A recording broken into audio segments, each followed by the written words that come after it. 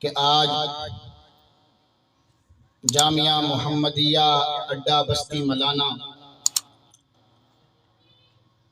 کوٹ چھوٹا میں حضرت مولانا غلام رسول صاحب حافظ نصیر احمد صاحب کی پرخلوص دعوت پر حاضری کا اتفاق ہوا۔ اللہ جل شانہ میری یہ حاضری اپنی بارگاہ میں منظور و مقبول فرمائے۔ آج عظمت قرآن کے حوالے سے یہ پروگرام منعقد ہے۔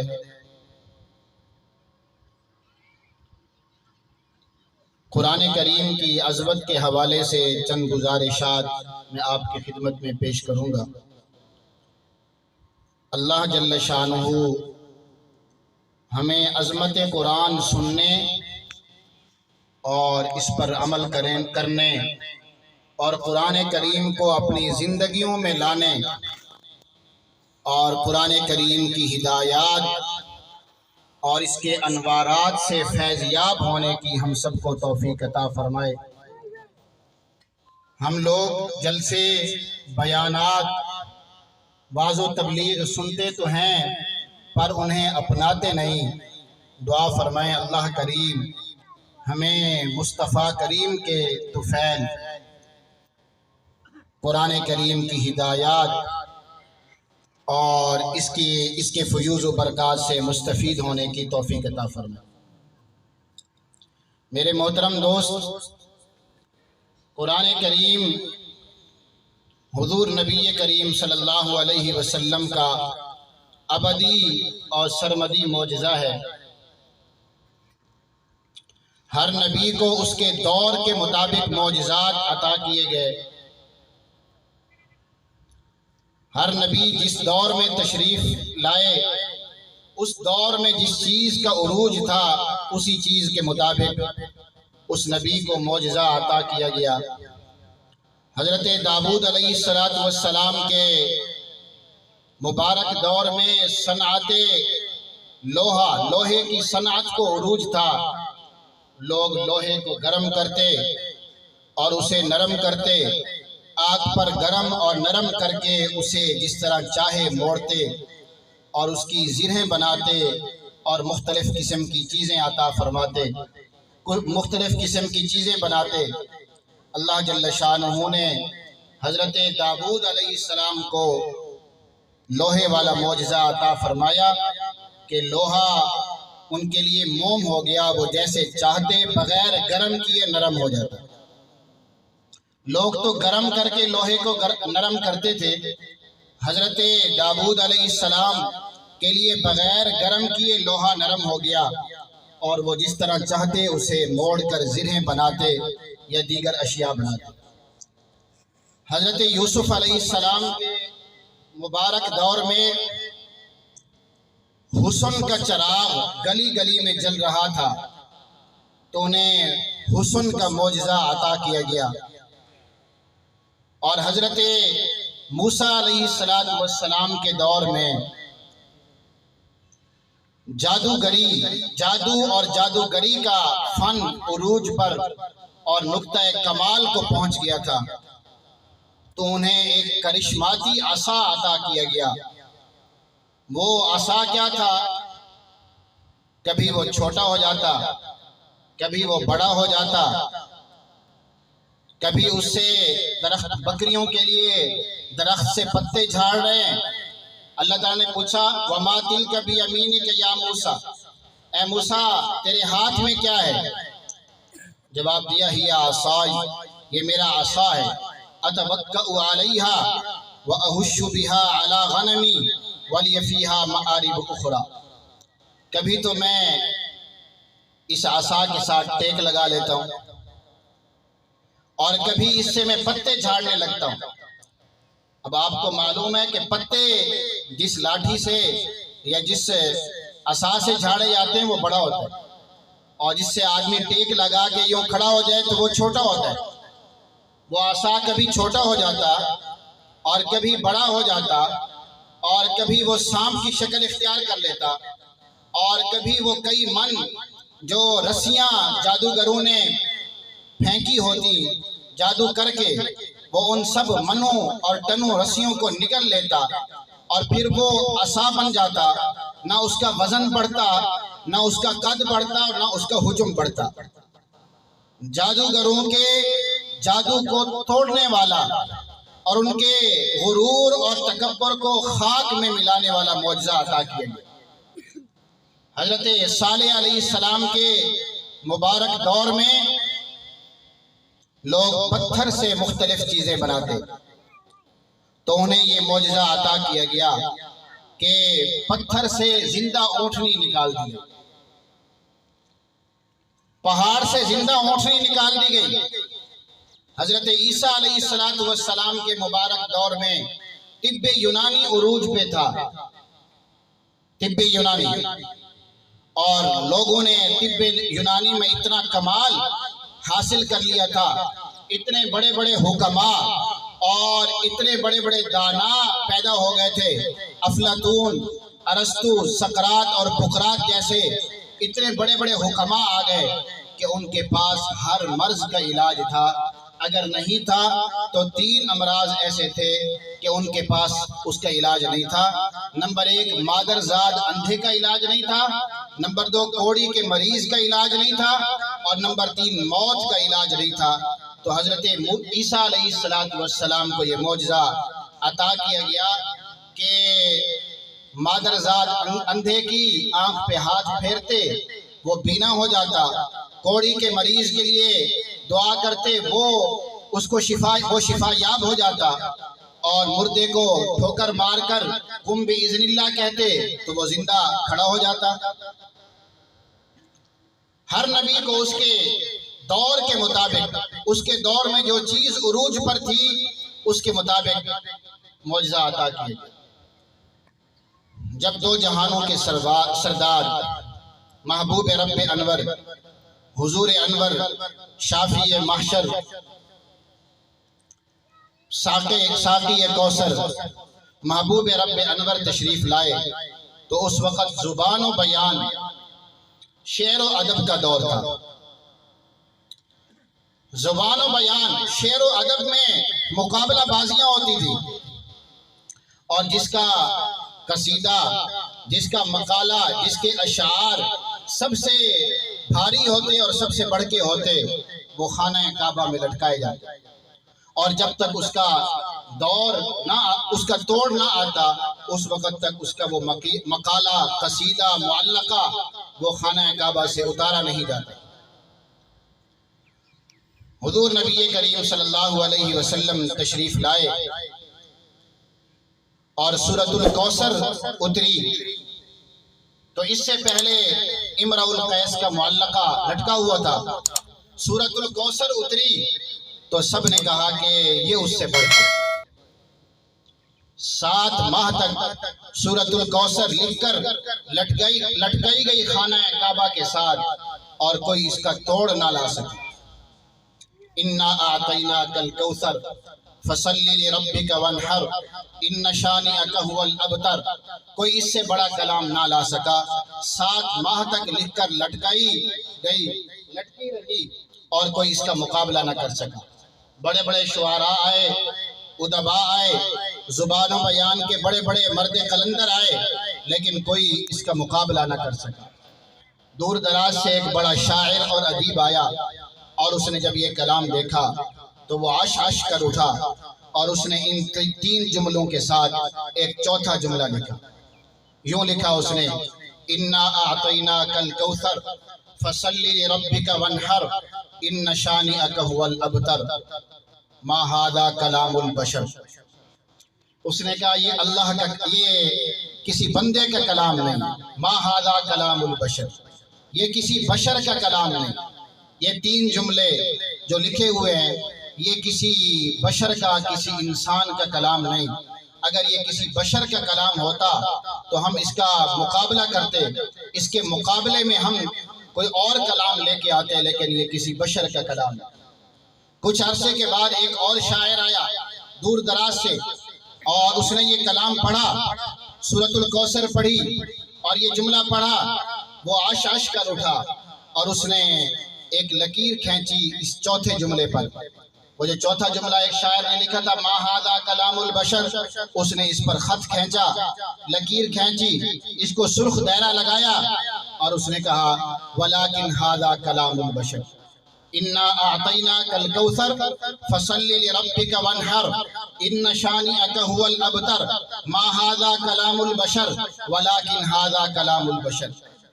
اس نے کہا وہ تین جملے تو کسی انسان کا کلام نہیں، لیکن یہ چوتھا جملہ کسی انسان کا کلام ہے۔ وہ جو پہلے والا شاعر اللہ اکبر،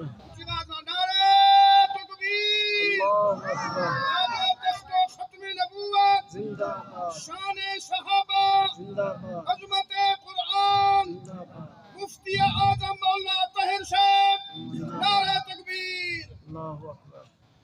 اس نے کہا یہ جو تین جملے ہیں شروع والے انا اعطیناک الکوثر فصل لربک وانحر ان شانئک هو الابتر، یہ تو کسی انسان کا کلام نہیں، کسی بشر کا کلام نہیں، لیکن یہ چوتھا جملہ کسی بشر کا کلام ہے۔ اس چوتھے جملے کا ان تین جملوں کے ساتھ کوئی جوڑ نہیں۔ یہ بتا رہا ہے کہ اس میں وہ معنویت نہیں، اس میں وہ فصاحت اور بلاغت نہیں، اس میں وہ طاقت نہیں جو ان تین جملوں کے اندر ہے۔ بڑے سے بڑا مصنف، بڑے سے بڑا شاعر اور ادیب، بڑے سے بڑا کوئی انسان کوئی کتاب لکھتا ہے، وہ یہ دعویٰ نہیں کر سکتا کہ میری اس کتاب میں کوئی غلطی نہیں ہے۔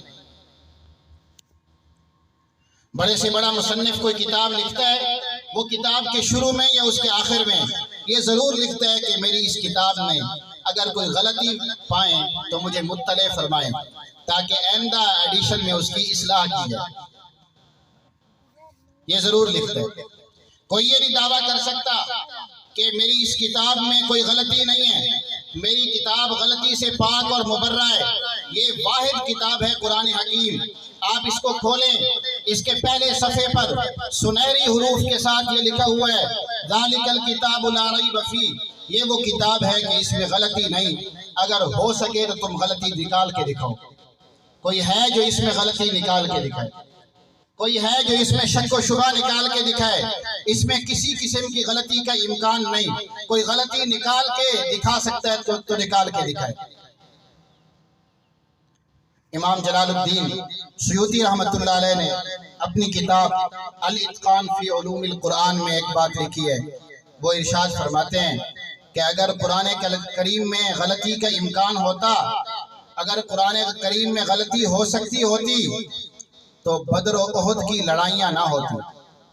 قرآن کریم نے تو بار بار چیلنج کیا وَإِن كُنتُمْ فِي رَيْبٍ مِّمَّا نَزَّلْنَا عَلَىٰ عَبْدِنَا فَأْتُوا بِسُورَةٍ مِّن مِّثْلِهِ، ہم نے اپنے مخصوص بندے پر، اپنے خاص بندے پر، اپنے برگزیدہ اور چنے ہوئے بندے پر جو کتاب نازل کی ہے، اگر تمہیں اس کے متعلق کوئی شک ہے تو اس جیسی کتاب لے کے آؤ۔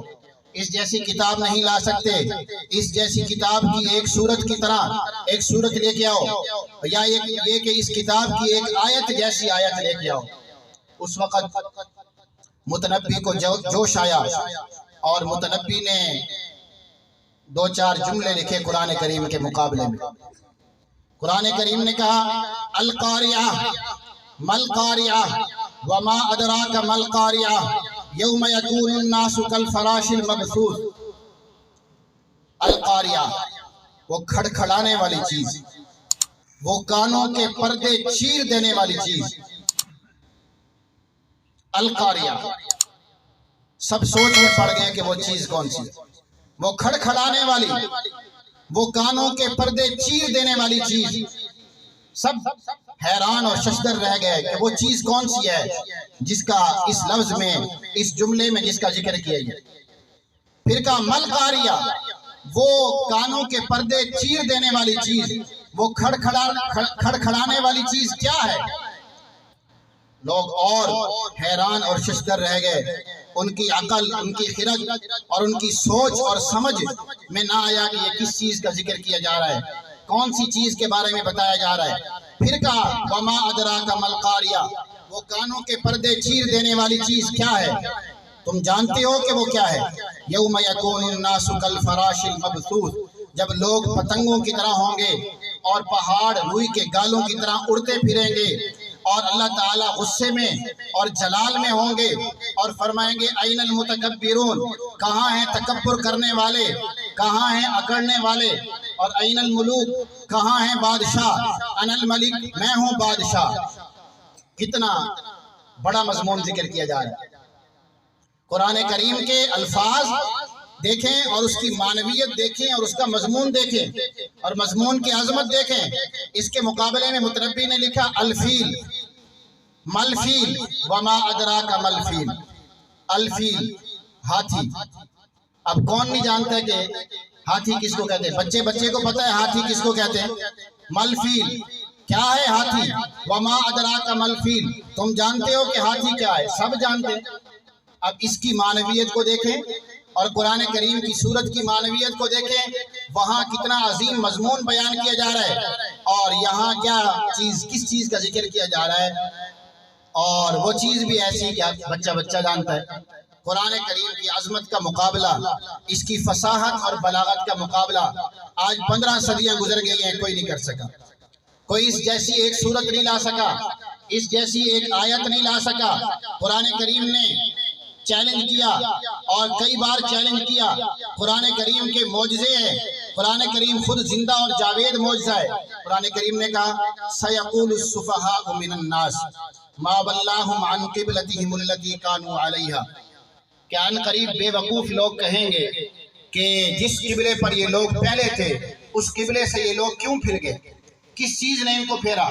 رسول اللہ صلی اللہ علیہ وسلم جب ہجرت فرما کر مدینہ طیبہ تشریف لائے تو 17 ماہ اور 3 دن آپ نے بیت المقدس کی طرف منہ کر کے نماز پڑھائی، اور اس کے بعد تحویل قبلہ کا حکم آ گیا، فَوَلِّ وَجْهَكَ شَطْرَ الْمَسْجِدِ الْحَرَامِ، کہ اے پیغمبر آپ اپنا چہرہ مسجد حرام کی طرف کر لیں۔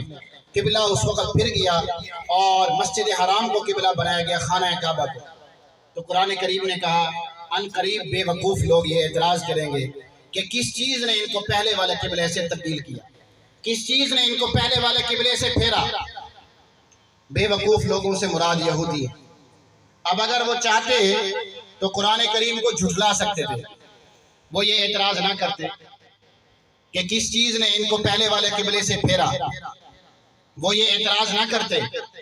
اگر ان کے دل میں بھی یہ اعتراض آ رہا تھا تو زبان کو روک لیتے، زبان پر یہ اعتراض نہ لاتے اور مسلمانوں کو کہتے کہ دیکھو تمہارے قرآن نے کہا کہ ان قریب بے وقوف لوگ یہ اعتراض کریں گے، دیکھو ہم نے تو اعتراض نہیں کیا، ہم میں سے کسی نے اعتراض نہیں کیا، لہذا تمہارا قرآن جھوٹا ہے، تمہارے قرآن نے غلط بات کی ہے۔ چاہتے تو وہ اپنی زبان روک سکتے تھے، اگر دل میں بھی یہ اعتراض آ رہا تھا تو وہ زبان کو روک سکتے تھے، لیکن وہ اپنی زبانیں نہ روک پائے، اور قرآن کریم کی یہ بات بھی سچی ثابت ہو کر رہی۔ قرآن کریم نے دوسرا چیلنج کیا وَلَن يَتَمَنَّوْهُ أَبَدًا بِمَا قَدَّمَتْ أَيْدِيهِمْ، اے پیغمبر یہ یہودی کبھی بھی موت کی تمنا اور آرزو نہیں کریں گے۔ آج 15 صدیاں گزر گئی ہیں تو کوئی یہودی 2 آدمیوں کو، 3 آدمیوں کو، 10 50 آدمیوں کو اکٹھا کر کے دل سے نہ کرتا، زبان سے صرف دکھانے کے لیے کہتا کہ کاش مجھے موت آ جائے، اللہ مجھے موت دے دے، صرف دکھانے کے لیے، قرآن کو جھٹلانے کے لیے تو اتنا کہہ دیتا کہ موت کی تمنا کرتا، آرزو کرتا، کاش مجھے موت آ جائے۔ آج 15 صدیاں گزر گئی ہیں، جس طرح ہم لوگ آپس میں بیٹھ کے کبھی موت کی تمنا کر لیتے ہیں کہ اس زندگی سے تو مرنا بہتر، کبھی کاش کہ ہم مر جاتے، کاش کہ مجھے موت آ جاتی، جس طرح ہم لوگ اس طرح کی باتیں کر لیتے ہیں، کوئی یہودی اس طرح کی بات کیوں نہیں کرتا؟ دل سے نہ کرتا، صرف دکھلانے کے لیے، قرآن کو جھٹلانے کے لیے اس طرح کی بات کر دیتا۔ یہ قرآن کریم کا زندہ اور جاوید معجزہ ہے کہ 15 صدیاں گزر گئی، قرآن نے کہا یہ کبھی بھی موت کی تمنا نہیں کریں گے، تو 15 صدیاں گزر گئی ہیں، ابھی تک انہوں نے موت کی تمنا نہیں کی، دکھلانے کے لیے نہیں کی، قرآن کو جھٹلانے کے لیے بھی نہیں کی کہ وہ صرف جھٹلانے کے لیے، قرآن کو غلط ثابت کرنے کے لیے وہ موت کی تمنا چند لوگوں کے سامنے کریں، 2-4 آدمیوں کے سامنے، ایسا نہیں کریں گے۔ زندہ اور جاوید معجزہ قرآن کریم کا، یہ وہ واحد کتاب ہے جو غلطی سے پاک ہے، کوئی اپنی کتاب کے بارے میں غلطی سے پاک ہونے کا دعویٰ نہیں کر سکتا۔ یہ کتاب کھلا چیلنج کر رہی ہے، 15 صدیاں ہو گئی ہے کہ میرے اندر اگر کوئی غلطی ہے تو نکال کے دکھاؤ۔ امام شافعی رحمۃ اللہ علیہ نے ایک کتاب لکھی اور اپنے شاگرد سے فرمایا کہ یہ کتاب مجھے پڑھ کے سناؤ۔ اپنی لکھی ہوئی کتاب ہے اور شاگرد سے فرما رہے ہیں کہ یہ کتاب مجھے پڑھ کے سناؤ۔ شاگرد نے سنانا شروع کی۔ امام شافعی رحمۃ اللہ علیہ جگہ جگہ اس کو روکتے ٹوکتے، بھی یہاں یہ لفظ ٹھیک نہیں ہے، یہاں یوں نہیں ہونا چاہیے، یوں ہونا چاہیے، یہاں یہ غلط ہے۔ اپنی لکھی ہوئی کتاب ہے اور خود ہی غلطیاں نکال رہے ہیں۔ پوری کتاب سن لی اور اس میں سینکڑوں غلطیاں نکالی۔ اگلے دن دوسرے شاگرد سے کہا بھائی یہ کتاب دوبارہ مجھے پڑھ کے سناؤ۔ پھر وہ شاگرد پڑھ رہا ہے اور امام شافعی غلطیاں نکالتے جا رہے ہیں، اپنی غلطیاں، کہ یہاں یہ بات ٹھیک نہیں، یہاں یہ بات ٹھیک نہیں ہے، یہ غلطی ہے، یہاں یوں نہیں ہونا چاہیے، یوں ہونا چاہیے۔ جگہ جگہ شاگرد کو ٹوک رہے۔ پھر تیسری بار شاگرد سے کہا یہ کتاب مجھے پڑھ کے سناؤ۔ چوتھی بار، 5ویں بار، 10ویں، 15ویں، 20ویں، حتیٰ کہ 70 مرتبہ وہ کتاب سنی اور ہر مرتبہ اپنی لکھی ہوئی کتاب میں غلطیاں نکالی اور تنگ ہو گیا غلطیاں نکال کے۔ اور 70 مرتبہ جب سن لی تو فرمایا دا کہ اس کتاب کو چھوڑ دو، شافعی کی کتاب اس لائق نہیں کہ وہ غلطیوں سے پاک ہو، یہ صرف اللہ کی کتاب ہے جو غلطیوں سے پاک ہے۔ شافعی کی کتاب اس لائق نہیں کہ وہ غلطیوں سے پاک ہو، اس کے بارے میں نہیں دعویٰ کیا جا سکتا کہ یہ غلطیوں سے پاک ہے۔ غلطیوں سے پاک صرف ایک کتاب ہے اور وہ ہے قرآن حکیم۔ کتاب زندہ قرآن حکیم، حکمت لا یزال است قدیم۔ حضرت جنید بغدادی رحمت اللہ علیہ نے اپنے ایک مرید کو، ایک خاص مرید کو کسی گتے میں، کسی کاٹن میں کوئی چیز لپیٹ کر، کسی کپڑے میں کوئی چیز لپیٹ کر دی اور فرمایا جاؤ اسے دریائے دجلہ کے اندر پھینک گیا، لیکن اسے کھول کر نہیں دیکھنا۔ جاؤ اسے دریائے دجلہ میں پھینک کے آؤ لیکن اسے کھول کر نہیں دیکھنا۔ دریائے دجلہ میں وہ چیز پھینکی تو دریا پھٹ گیا، اس نے منہ کھول لیا اور وہ چیز اندر چلی گئی۔ وہ حیران رہ گیا کہ آج تک میں نے ایسا نہیں دیکھا۔ وہ گیا حضرت جنید بغدادی رحمت اللہ علیہ سے، اس نے عرض کیا کہ حضرت اگر میں نے یہ واقعہ اور یہ کرشمہ میں نے اپنی آنکھوں سے نہ دیکھا ہوتا پھر تو میں یہ راز آپ سے نہ پوچھتا، لیکن چونکہ میں نے اپنی آنکھوں سے یہ واقعہ دیکھا ہے تو میں یہ راز اب آپ سے پوچھنا چاہتا ہوں۔ میرے لیے تو ایک بڑا معمہ بن گیا ہے کہ وہ کیا چیز تھی کہ جس کو دریا نے بھی راستہ دیا، دریا جس کے لیے پھٹ گیا، جس کے لیے کھل گیا اور اس کو اپنے اندر نگل لیا، وہ چیز کیا تھی؟ حضرت جنید بغدادی رحمت اللہ علیہ نے فرمایا کہ ویسے تو میں نہ بتاتا لیکن چونکہ تم نے اپنی آنکھوں سے دیکھا ہے تو اب تمہیں میں بتا دیتا ہوں۔ 12 سال کی میں نے محنت شاقہ کر کے ایک کتاب لکھی تھی، تصوف کے رموز و غوامض پر کتاب لکھی تھی 12 سال کی محنت سے، اور پھر 12 سال میں اس کی اصلاح کرتا رہا، اس میں ترمیم کرتا رہا کہ کہیں اس میں ایسی کوئی بات نہ ہو جو شریعت کے مزاج کے خلاف ہو، جو قرآن و سنت کے خلاف ہو، ایسی کوئی بات اس میں نہ ہو، ایسا کوئی مسئلہ اس میں نہ ہو جو شریعت کے مزاج کے خلاف ہو۔ 12 سال میں نے اس کی اصلاح کی، 24 سال ہو گئے۔ اس کے بعد 12 سال میں نے یہ سوچا کہ میں اس کو لوگوں کے سامنے لے آؤں یا نہ لے آؤں، اس کتاب کو لوگوں کے سامنے لانا بہتر ہے یا نہ لانا بہتر ہے۔ 36 سال کے بعد اب میں اس نتیجے پر پہنچا ہوں کہ قرآن مجید کے ہوتے ہوئے جنید بغدادی کی کسی کتاب کی لوگوں کو ضرورت نہیں۔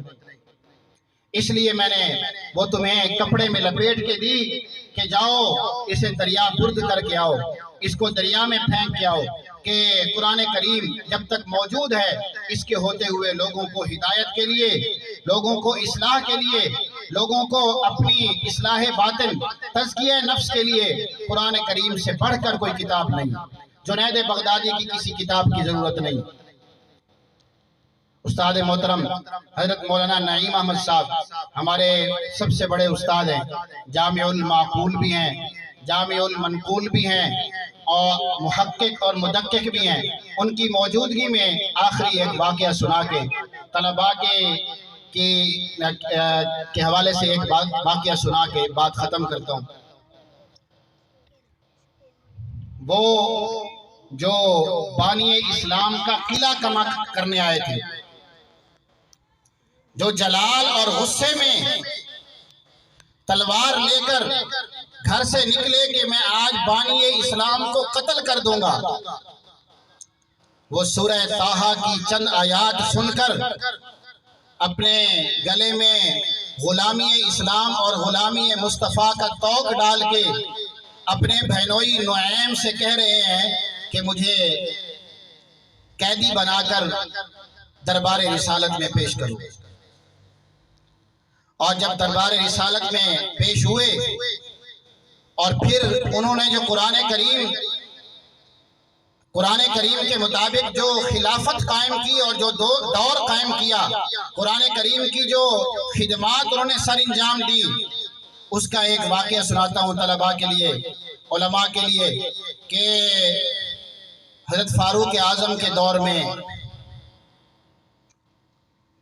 شروع کے دور میں جب عورتیں نماز پڑھنے کے لیے مسجد نبوی آتی تھی، بعد میں حضرت فاروق اعظم نے عورتوں کو مسجد نبوی میں نماز کے لیے آنے سے روک دیا، تو شروع میں جب عورتیں نماز کے لیے مسجد نبوی میں آتی تھیں تو ایک حسین و جمیل عورت نماز کے لیے مسجد نبوی میں آتی تو ایک دن راستے میں کوئی نوجوان کھڑا ہو گیا اور اس نے کچھ گڑبڑ کرنے کی کوشش کی، لیکن وہ عورت چلی گئی۔ دوسرے دن، تیسرے دن، چوتھے دن، بالآخر چوتھے دن اس عورت نے کہا تم کیا چاہتے ہو، تمہارا کیا مسئلہ ہے؟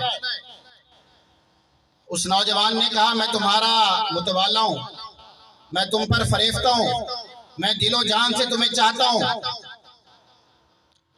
اس عورت نے کہا کہ میری ایک شرط ہے، وہ تم پوری کر دو، میں تمہاری ہر بات ماننے کے لیے تیار ہوں۔ اس نوجوان نے کہا ایک شرط کیا، 10 شرطیں تم کہو، اگر تم سے ملاقات ہو جائے تو ایک شرط کیا، 10 شرطوں پر عمل کرنے کے لیے میں تیار ہوں۔ اس عورت نے کہا 40 دن فاروق اعظم کے پیچھے با جماعت نماز پڑھ لو، اس کے بعد تم جو چاہو گے میں وہ کروں گی۔ 40 دن فاروق اعظم کے پیچھے نماز پڑھ لو، اس کے بعد تم جو چاہو گے میں وہ کروں گی۔ اس نے کہا اگر تم مل جاؤ اور تم سے ملاقات ہو جائے تو 40 دن کیا، میں 40 سال بھی فاروق اعظم کے پیچھے نماز پڑھنے کے لیے تیار ہوں۔ میں یہ شرط پوری کرتا ہوں اور 40 دن کے بعد ملاقات ہوگی۔